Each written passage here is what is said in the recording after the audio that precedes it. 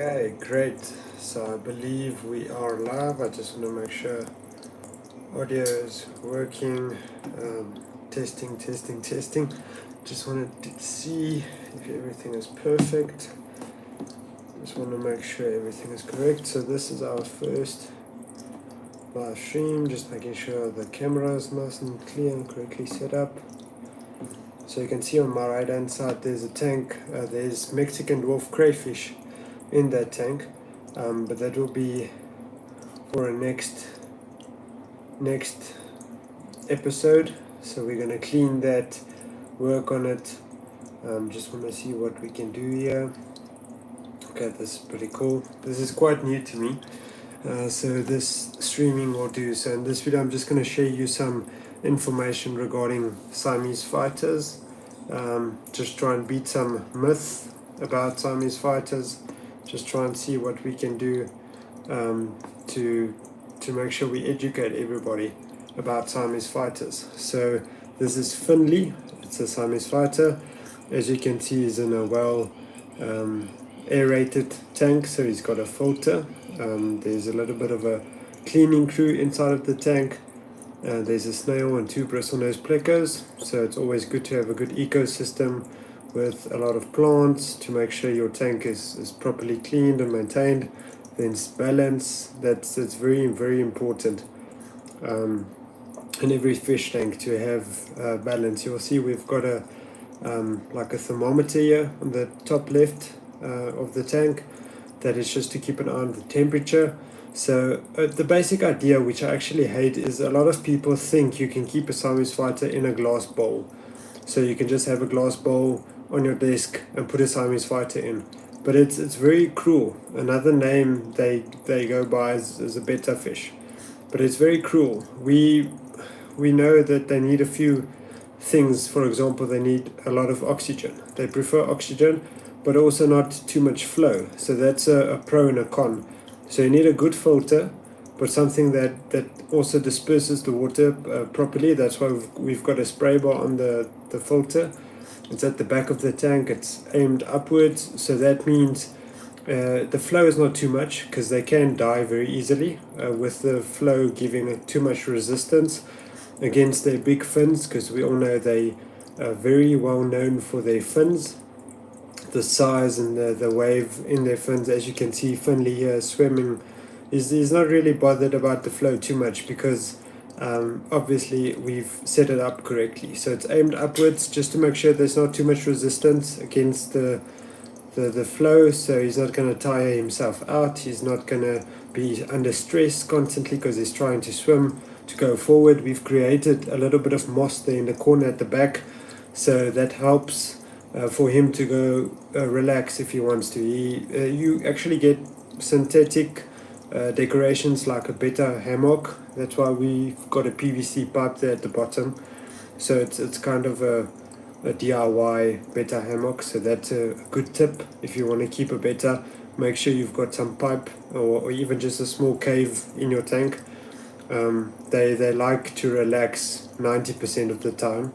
They'll be laying somewhere or floating somewhere where there's still enough flow for oxygen, but where it's not too much. So it's literally flowing them and pushing them around in the tank to where they don't want to be.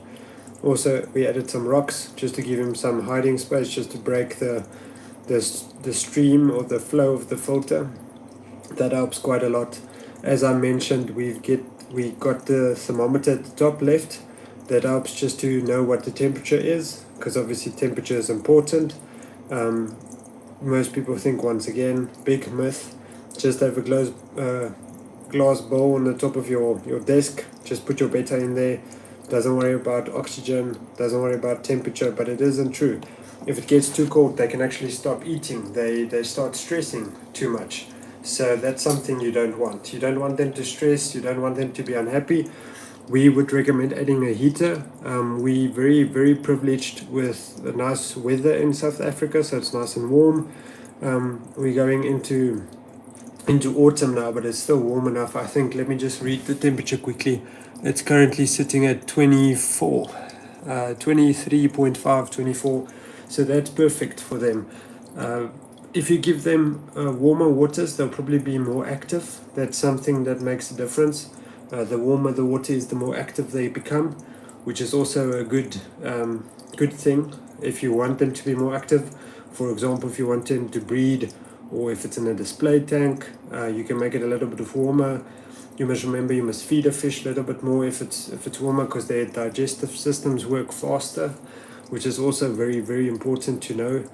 And yeah, that's basically sums up the temperature. Another thing that I want to mention is the plants. So we've got all the plants in the tank because they're very reliant on things to stimulate them. They're very smart fish, very clever fish.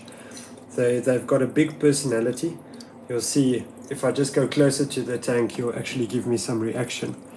So it's very clever fish. You can actually teach them a lot of things. You can teach them, they're very interactive. You can teach them to jump. You can teach them to do tricks.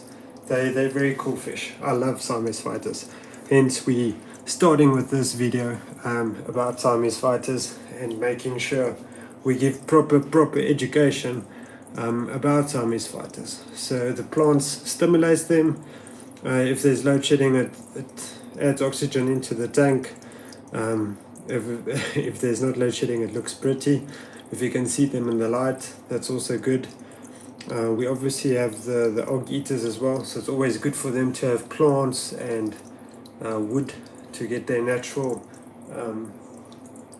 nutrients and vitamins. So that is some of the most important factors about having a fish tank that's natural, is you need to understand that in the wild, where most of these fish are born and living, obviously these are in captivity, but for example plecos, most of them are wild caught. If you look at your more expensive plecos, they need plants because they have plants in rivers. So we've got quite a few plants here because we know it makes the tank more natural. It makes it more of an ecosystem.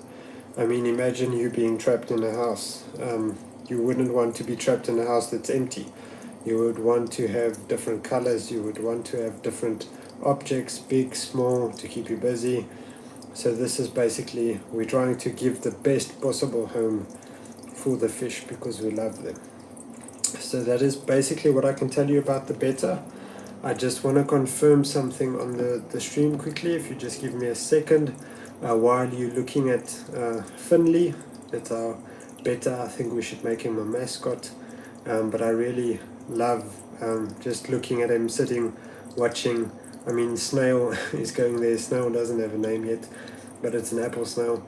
He's jumping there through the PVC pipe. The bristlenose plecos are active. They'll probably come to the front somewhere during the video. But if you only join us now, thank you for joining in the video. Yeah, just enjoy this awesome tank and this awesome ecosystem. Please suggest any suggestions if you think what we should do and what we can do better. I think I would really appreciate that if we can get any suggestions.